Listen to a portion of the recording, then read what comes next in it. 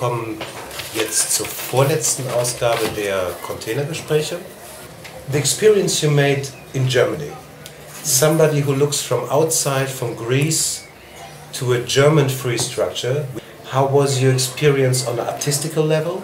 How do those systems differ? We don't have the possibility to specialize so much in free theater or in national theater alone. We have to do both. You know, like the Greek experience is you make proposals, you give DVDs, etc., and nobody calls you back. So we built together a project, an artistic team with Greek and German artists. We found co-producers in both countries. That's interesting because in Greece we never do this. We do all the steps all together. An eventual problem came out. That was that we have to explain everything in advance, that to make everything clear and understandable to everyone involved, to go to the next step. And not always a very pleasant experience, to be honest. I mean, our work in Greece, not only because of the crisis, but also because of the way things were working, like since ever, I could call this, the way we work, a guerrilla work. We're not having this kind of, you know, like clear, clearly set process. Guerrilla fight is not so effective, but still can be more fun sometimes. The difficult thing is to create a common narrative and to transcend, in a way, the national boundaries.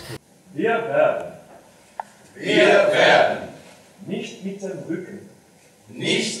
Rücken zum Publikum spielen. You started out in this kind of relationship with Stuttgart, with the Hamlet-Maschine, and now with the production we saw yesterday, der kommende Aufstand. Iedereen die klaar is met dit kutkapitalisme mag nu opstaan. Yeah, well, I think that was especially now this piece, the kommende Aufstand, was also an intercultural project in that sense, that it was not only Flemish, Dutch and German partners, but different structures involved. Not just the free freaks, us, and the State Theater, but also the Flemish, Dutch, and musicians.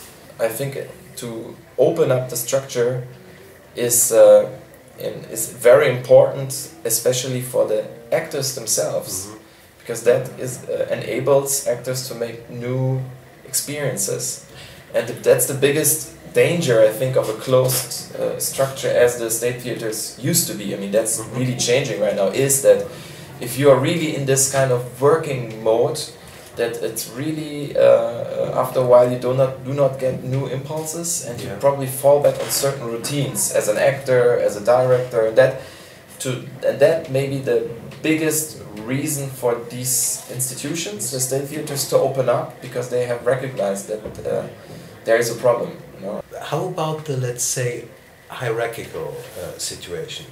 Of course, one reason why hierarchy exists is also because it's more effective, and it can be create stress to people who are used to work with hierarchies if they don't have that structure. It's like, who do I talk to now, or who's making the decision? And of course, decisions are made, and there is always these cliches. On the one hand, there's a cliche of the rigid hierarchy system.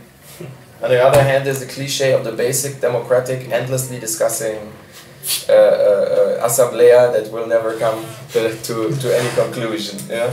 And everybody is perdu, and everybody is very personal, but at the same time there is a boss, and that you only see in crisis where the power structure really is. Die Krise ist eine Art zu regieren. Die Macht weiß es, wir auch. There was, of course, a strong and sudden repoliticization that in that form maybe didn't exist before. You two people, we can all learn from our history. We can take back this country. Where would you see the lack of, let's say, activism in the arts towards their interests? Really the generation of the 70s, or what was there in the 80s, in a way disappeared. And then something happened. I don't know what it was, the fall of the wall or something, but there's a huge black hole that sucked a lot of that stuff inside.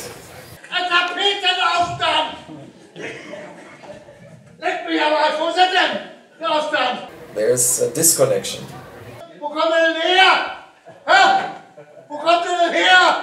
In the Netherlands, for example, a lot of the theaters that will be closed now were squatted.